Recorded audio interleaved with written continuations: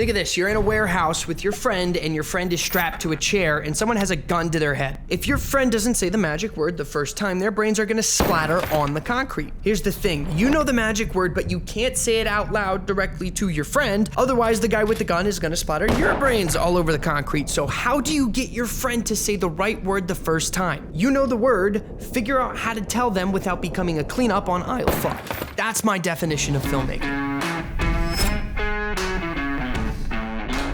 In this video, we're gonna break down some of the basics of color theory. Now, why? Who gives a shit? It's just color, slap it on the ass, send it out. Look, the reason color theory is so important is because every color has its own subconscious psychological effects on its viewer. And as a filmmaker of any kind, it's vital that you can emotionally guide the viewer to achieve a certain result. If you can't do that, you can't play the game. Sorry.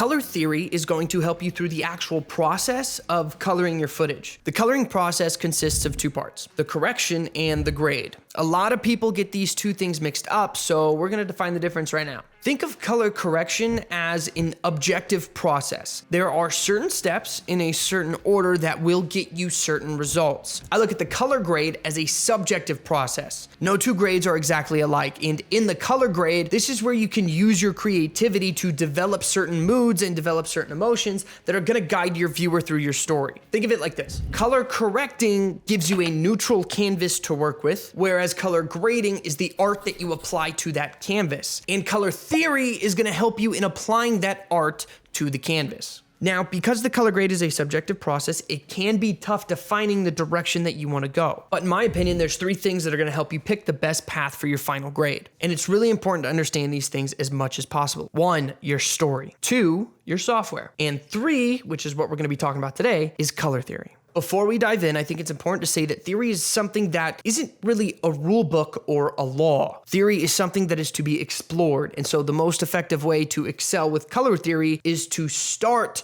by following the basic principles. And once you get comfortable with the basic principles, only then would I recommend you start breaking them. So with that said, let's get into it. The two most important aspects of color theory are the why and the what. So why is color important? The reason you use specific colors in a video or a scene is to create a certain emotional impact and give required information for the story, whatever your story is. Whether that's a certain feeling, a certain vibe, a certain mood, or a certain meaning, it's ultimately up to you. But the ultimate point of using color is to create an emotion that's going to drive the development of your story. And the use of color works on a subconscious level, meaning that we aren't fully aware of it, but it still takes effect. For example, in Star Wars, we know that a blue lightsaber means a good guy, and a red lightsaber means a bad guy. And so throughout the movie, we let those colors tell us the meaning of what exists inside that world. If we see someone with a red lightsaber, we know that's a bad guy. And if we see someone with a blue lightsaber, we know that that's a good guy. But in Harry Potter, red magic means good, and green magic means bad. The complete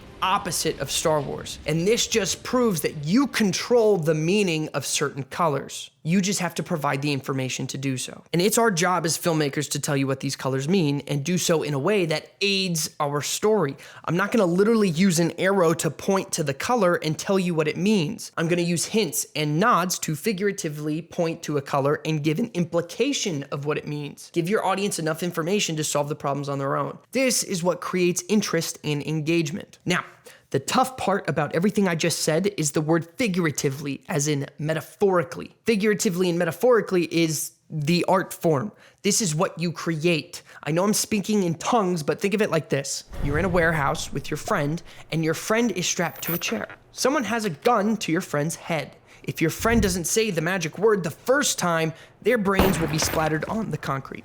Here's the thing, you know the magic word, but you can't say it out loud directly to your friend. Otherwise, the guy with the gun is gonna splatter your brains on the concrete. So how do you get your friend to say the right word the first time? You know the word, figure out how to tell them without becoming a cleanup on aisle 5. That's my definition of filmmaking. As a society, we've developed certain tools and methods to determine how we implement these so-called rules of color theory. So the best way to describe them is to create the color wheel. We start with our three primary colors, red, blue, and yellow. The reason we call these our primary colors is because all colors can be made from mixing these three colors in different ways. Your secondary colors are purple, green, and orange. Red and blue make purple, blue and yellow make green, and yellow and red make orange. This is where your rainbow comes from. Red, orange, yellow, green, blue, and purple. Tertiary colors colors are made by mixing primary colors with your secondary colors. Red, orange, red, purple, blue, green, and yellow, orange. Boom, now you have your color wheel. Now, as we move in, our color wheel starts to change. The outermost layer of the color wheel is called our hue. Hue is the actual color. So when you say the color of something is red, that means the hue of the object is red. The name of the color equals the hue. When we add white, gray, or black to a hue, we produce a tint, a shade, or a tone of that hue. Adding white to a color is known as its tint. So any color that is lighter than the original hue would be its tint. Adding black to a color is known as its shade. By adding more and more black to a color, you will get more intense shades of the original hue. Adding gray to a color is known as toning. When you add gray to a color, you desaturate its hue. Desaturation means the hue is washed out, dull, or void of color. Saturation is the intensity of the color or hue. High saturation means that a color is very prominent, very bright. Now, when you hear people talk about color temperature, they're talking about warm and cool colors. Warm colors are red, oranges, and yellows, while cool colors are purples, blues, and greens. Inside Adobe Premiere's Lumetri panel, you can actually manipulate all of these elements to do everything we just said.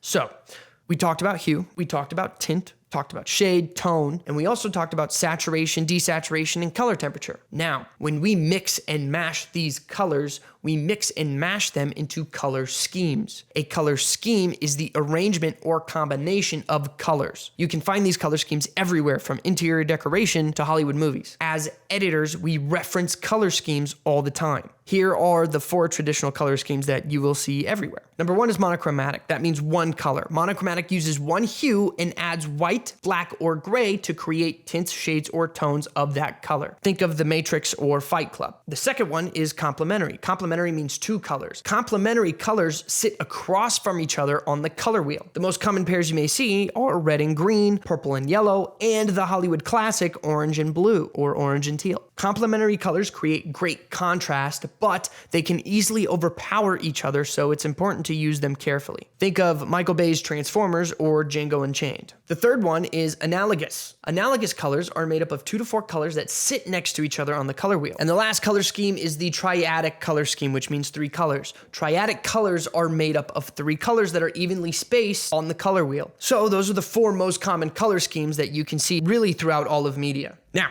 even though theory is important to understand, just keep in mind, it's just theory. Theory is your starting point. You don't have to follow these rules, but it's important that you know them, so you have the ability to understand how colors work together and how they manipulate emotion. Once you understand this, you'll be able to refer to this knowledge in post-production when you need to actually correct and actually grade your footage. I told you all the basics of color theory and how to use it by mixing colors and creating palettes and schemes, but how do you use these to create meaning? Well, here's a sheet that explains every single color and their most popular perceived emotions. And you can start here and practice with some very simple and cliche examples. But once you nail the cliches, then start developing your own meaning. And so here are 2 things that you can do that are going to deeply root the comprehension of color theory into your brain and allow you to actually take the action and implement the intention of emotion using color. Number 1, watch your favorite movie or your favorite TV show or your favorite YouTube video and pay attention to the way that they use color. Pay attention to the way you feel when you see certain colors come on screen. Now, like I said, colors work on a subconscious level, so you're gonna have to bring that shit out. You're gonna have to be able to step back and examine your emotions. This is not an easy task. No matter how small the feeling or emotion is, it's still an emotion that was intentionally created. Find the intention. This is gonna help you create your own intentions. And it's the accumulation of all of these feelings and emotions that give the viewer the experience they get. And that's tip number 1. Watch a shit ton of films, a shit ton of videos, and examine your emotional state as you do this. And here's tip number 2,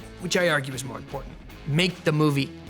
Go through the process of making your own mini-movies, skits, or videos, and try to purposefully convey a message or an emotion to your audience using color. This is exactly what they tell you in film school, because it's the best way to learn. By going through the actions, you'll start to unravel the magic yourself. By creating your own videos with a purpose, with a meaning, with a result, You force yourself to make creative decisions that get you closer to that result. Once you get those results, analyze those results and make adjustments based off those results. That's how you grow. And honestly, by doing this, you'll naturally speed up the process of developing your own style too. You'll find what you like, you'll find what you don't like, and you'll throw what you like in your back pocket for later, and you'll realize that you'll start using the same techniques over and over and over again until you find a way to do it different. And once you find a way to do it different, that's when it clicks. But you gotta do it. Now, there's obviously a lot more involved in color theory, color correction, grading, and all that stuff, but for the sake of color theory, I think we hit the nail on the head. If you want to be notified when I release the next tutorial, you can subscribe, click the bell, and turn on notifications. And if you want to learn more about the entire process of video editing from start to finish, you can check out my free 1-hour masterclass that breaks down every single step of the post-production process. This thing's a fire hose of information, I swear. But if you have any questions about color theory or color grading, leave them in the comments, and I'll be sure to respond as soon as I can. Thank you for watching, and I will see you in the next one.